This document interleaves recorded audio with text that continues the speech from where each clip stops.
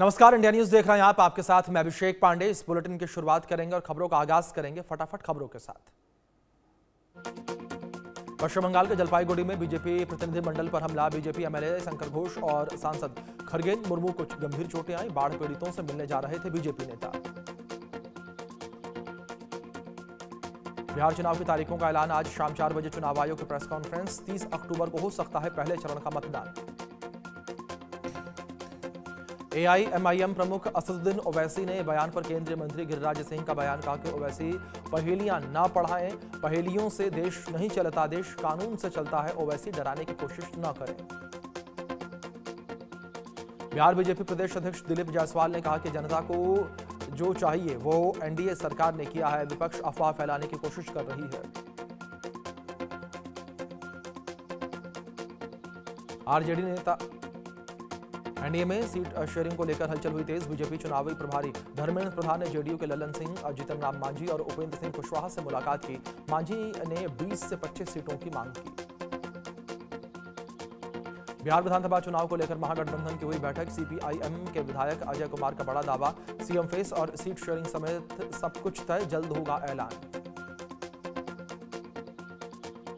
RJD नेता मृत्युंजय तिवारी का CM Nitish पर हमला। कहा कि नीतीश कुमार पूरी तरह अचेत अवस्था में हैं और अब वे मुख्यमंत्री की कुर्सी पर बैठने की स्थिति में नहीं है। उन्हें रिमोट से चलाया जा रहा। बिहार कांग्रेस नेता अखिलेश प्रसाद सिंह ने कहा कि महागठबंधन के नेतृत्व में सरकार बनाने के लिए सभी तैयार हैं। चुनाव आयोग से हमारी बस यही अपेक्षा है कि चुनाव स्वतंत्र और निष्पक्ष हो। बिहार चुनाव में पहले नीतीश ने दी बड़ी सौगात। पटना मेट्रो का किया उद्घाटन। मेट्रो से भूतनाथ स्टेशन तक सफर भी किया। कफ सिरप मौत मामले पर केंद्र सरकार सख्त। हाई लेवल बैठक में दवाओं की गुणवत्ता और इस्तेमाल पर दिया जोर। केंद्रीय हेल्थ सेक्रेटरी ने राज्यों को दी एक्शन की खुली छूट। मुख्यमंत्री मोहन यादव आज छिंदवाड़ा के दौरे पर। परासिया भी जाएंगे सीएम। किडनी फेलियर से जान गंवाने वाले बच्चों से और परिजनों से मुलाकात करेंगे। कफ सिरप में मौत के मामले पर शिवसेना यूबीटी सांसद प्रियंका चतुर्वेदी ने कहा कि बच्चों की मौत के लिए स्वास्थ्य मंत्रालय जिम्मेदार।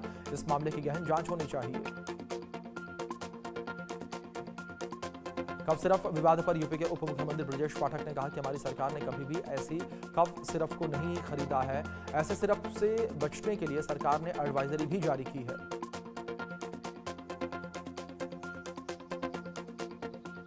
जयपुर में एसएमएस अस्पताल के आईसीयू में लगी भीषण आग। 8 लोगों की मौत। कड़ी मशक्कत के बाद आग पर काबू पाया गया। शॉर्ट सर्किट की वजह से आग लगने की संभावना। मुख्यमंत्री भजन लाल शर्मा ने अस्पताल पहुंचकर घायलों और उनके परिजनों से मुलाकात की। डिप्टी सीएम प्रेमचंद्र बैरवा भी साथ मौजूद रहे। सीएम भजन लाल शर्मा ने दिए जांच के आदेश।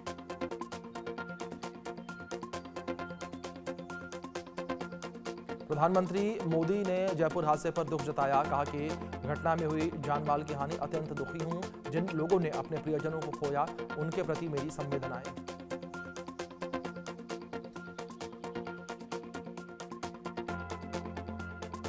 एसएमएस अस्पताल में आग लगने की घटना पर राजस्थान के डीजीपी राजीव कुमार ने कहा कि हमने जयपुर पुलिस कमिश्नर से हादसे की जांच के आदेश दिए हैं। एफएसएल और अग्निशमन विभाग के साथ मिलकर घटना के कारणों की जांच की जाएगी।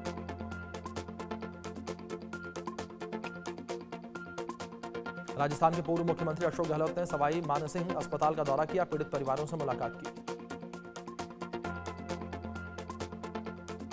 अशोक गहलोत ने कहा कि हमें बहुत दुख है कि कोई भी जांच की बात नहीं कर रहा। यहां कोई मंत्री नहीं है, कोई सरकारी अधिकारी नहीं है। ऐसी घटना की न्यायिक जांच होनी चाहिए।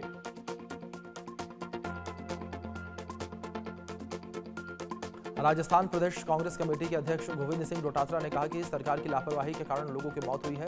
कहीं आग लगने के कारण तो कहीं पर एक्सपायर्ड दवाइयों के कारण लोगों की मौत हो रही है, लेकिन सरकार कुछ नहीं कर रही। राजस्थान विधानसभा में नेता प्रतिपक्ष और कांग्रेस नेता टीकाराम जूली ने कहा कि यह राज्य सरकार की घोर लापरवाही है। मुख्यमंत्री दिल्ली दौरे में व्यस्त हैं। राज्य के स्वास्थ्य मंत्री को तुरंत इस्तीफा देना चाहिए।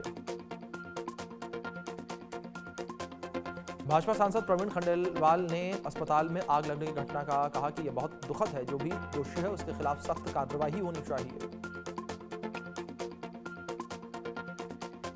लखनऊ में मुख्यमंत्री योगी आदित्यनाथ ने सुनी जनता की समस्याएं, अधिकारियों को दिए त्वरित निस्तारण के निर्देश।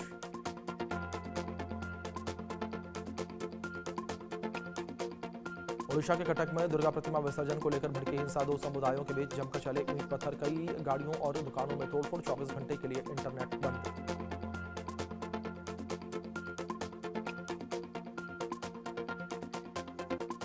कटक में बवाल के बाद शहर के संवेदनशील इलाकों में 36 घंटे का कर्फ्यू लगाया गया, भारी पुलिस बल तैनात।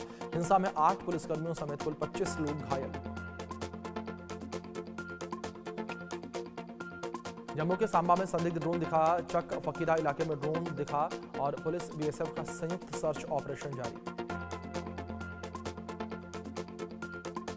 एटीएस ने यूपी के कई जिलों में की ताबड़तोड़ छापेमारी, सूत्रों के मुताबिक मुजाहिदीन आर्मी जुड़े ठिकानों पर रेड, 3 लोग हिरासत में लिए गए। मास्टरमाइंड रजा पहले ही गिरफ्तार हो चुका है।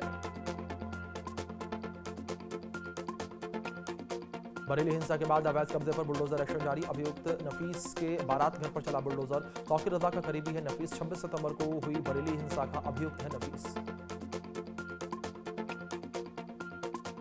बरेली में बवाल के बाद भागे आरोपियों पर पुलिस ने किया इनाम का ऐलान, 3 हिस्ट्री शूटर सहित 7 आरोपियों पर 15-15 हजार रुपए का इनाम, गिरफ्तारी के लिए दबिश दे रही पुलिस। बरेली बवाल के बाद पुलिस का एक्शन जारी, आईएमसी के राष्ट्रीय महासचिव के खिलाफ मुकदमा, लियाकत का आरोप, फर्जी हस्ताक्षर करके पुलिस को सौंपा था 25 तारीख को एक पत्र।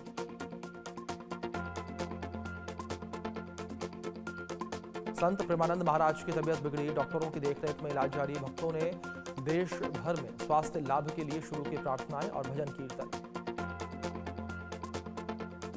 बाबा चैतन्यानंद से पूछताछ में रोज हो रहे नए खुलासे, बाबा सोशल मीडिया पर लड़कियों की तस्वीरों पर कमेंट करता था और चैट के जरिए नजदीकियां बढ़ाने की कोशिश करता था, फोन से कई स्क्रीनशॉट्स मिले। सुप्रीम कोर्ट में आज सोनम वांगचुक की गिरफ्तारी के मामले में होगी सुनवाई, पत्नी ने लगाई है याचिका, राष्ट्रीय सुरक्षा कानून के तहत की गई गिरफ्तारी को दी चुनौती और तत्काल रिहाई की मांग की।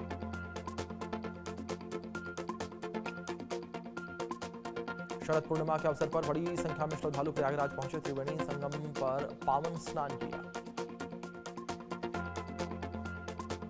झारखंड के रांची के डोरंडा इलाके में ताबड़तोड़ फायरिंग, बाइक सवार बदमाशों ने अपार्टमेंट के बाहर की 40 राउंड फायरिंग, इलाके में हड़कंप। मध्य प्रदेश के टीकमगढ़ में हर्ष फायरिंग के दौरान युवती को गोली लगी, हालत गंभीर, प्राथमिक इलाज के बाद ग्वालियर रेफर किया गया। छत्तीसगढ़ के कवर्धा में बोलेरो और ट्रक की भीषण टक्कर, हादसे में 5 लोगों की मौत, 4 घायल, कोलकाता के रहने वाले थे कार सवार लोग।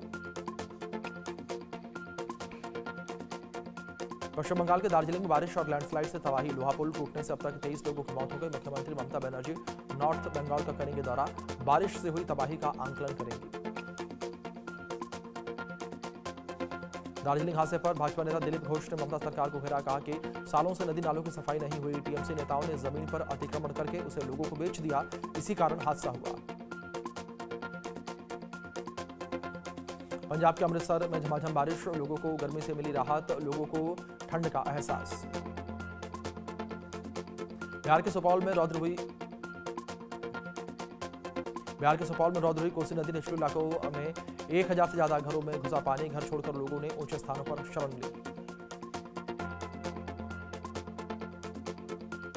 जम्मू कश्मीर के श्रीनगर में सुबह से हो रही तेज बारिश, तापमान में गिरावट, लोगों को गर्मी से राहत।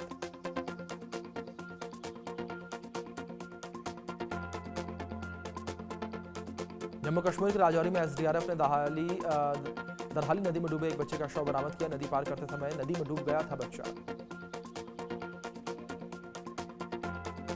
गुलमर्ग, सोनमर्ग समेत कश्मीर के ऊपरी इलाकों में ताजा बर्फबारी हुई है, जबकि श्रीनगर, पुलवामा और अनंतनाग सहित कई मैदानी इलाकों में रुक-रुक कर बारिश।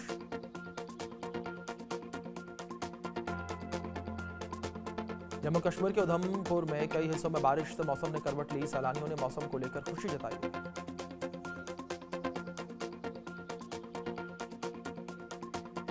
इंदौर के MYH चूहाकांड मामले में आज हाईकोर्ट में सुनवाई, चूहों ने 2 नवजातों की उंगलियां कुतर दी थी।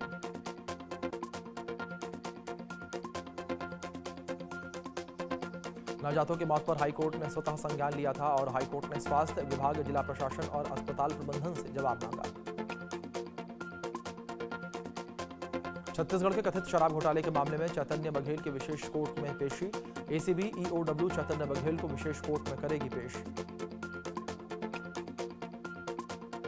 सिवनी कलेक्टर ढोल नगाड़े और पालकी के साथ हुई विदाई।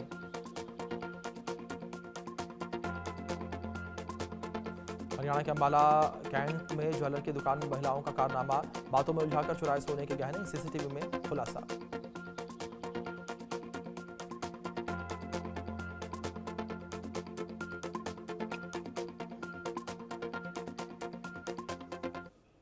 चलिए अब खबरों में आगे बढ़ते हैं, कुछ और खबरों का रुख करेंगे। अब